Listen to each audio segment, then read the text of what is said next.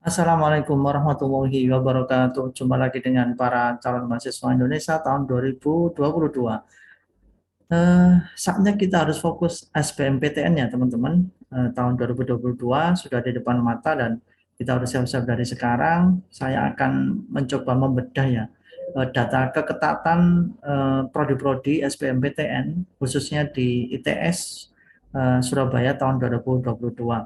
Kira-kira mana prodi-prodi yang punya peluang besar untuk kita bisa lolos, mana prodi-prodi yang sangat ketat persaingannya. Nah, setelah video ini saya juga akan mengupas tentang skor UTBK ya tahun lalu 2021 di prodi-prodi ITS, kira-kira untuk bisa lolos di prodi tertentu itu kisaran skor yang bisa atau yang harus kita dapatkan berapa.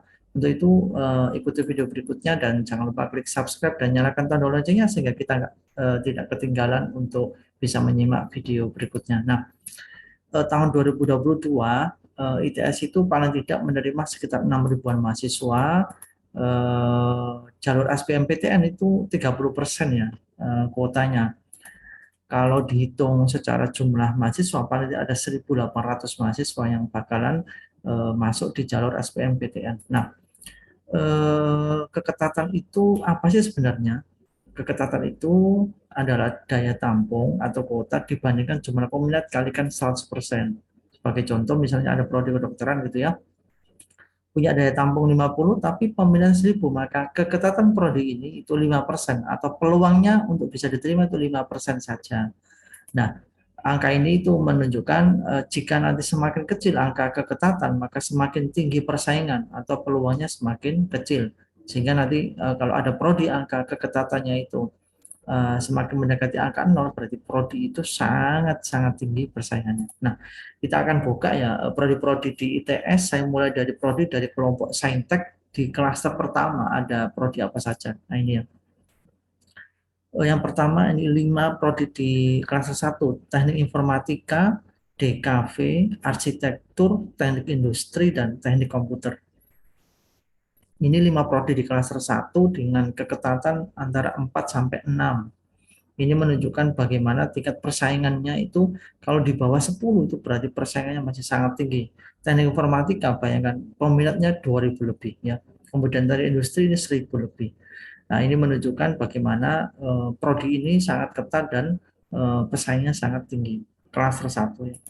Kita buka di klaster 2 ada prodi teknik sipil, teknik biomedik, sistem informasi, teknologi informasi, dan desain interior dengan kisaran keketatan 6 sampai 7. Ini di klaster kedua. Teknik sipil ini dengan peminat 900 ya, untuk sistem informasi juga 900. Teknologi informasi yang ini agak apa itu turun peminat tapi kuotanya hanya 24. Nah, ini di klaster kedua ya, kelompok-kelompok prodi-prodi yang keketatannya masih lumayan di angka 6 dan 7.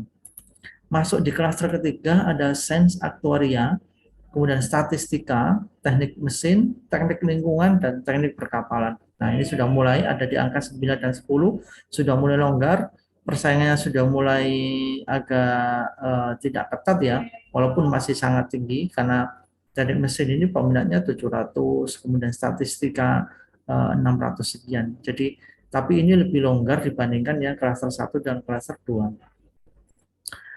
Kita masuk di klaster 4 ada prodi teknik elektro, kemudian PWK, kemudian teknik transportasi laut, teknik kimia, dan teknik geomatika. Nah, ini sudah ada di angka kita 12 sampai 15. Jadi peluangnya 12 sampai 15% untuk bisa lolos di prodi ini. Peminat paling banyak itu ada di teknik elektro ya 600, sisanya di bawah 500 semua. Transportasi laut ini walaupun cuma 110 tapi karena kuotanya hanya 15 maka ini persaingan juga sangat tinggi. Ini di klaster 4. Masuk di klaster 5 ada prodi teknik sistem perkapalan, ini gelar ganda ya dengan Jerman. Kemudian teknik geofisika, teknik kelautan, teknik sistem perkapalan, dan teknik material. Dengan angka keketatan sudah jauh di atas 10 ya, angkanya di 16 sampai 18. Nah, ini lebih longgar lagi, peluangnya lebih besar kalau teman-teman bersaing di prodi-prodi ini karena peminatnya juga di bawah 300-an, tidak terlalu banyak, sehingga keketatannya juga sudah di atas 15. Masuk di klaster ke-6 ada teknik fisika, kemudian desain produk industri, biologi, matematika, kimia ini dari kelompok MIPA. Eh, dengan angka keketalan 21 sampai bahkan ini kimia ini 42% ya, berarti hampir separuhnya berpeluang lolos karena memang kuota MIPA tahun ini ditambah 2 kali lipat ya.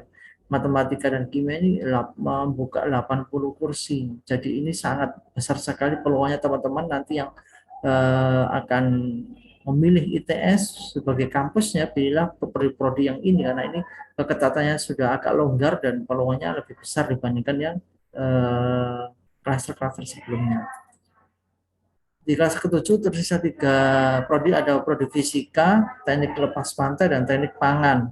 2 prodi terakhir ini prodi baru, tapi hanya 12 kursinya.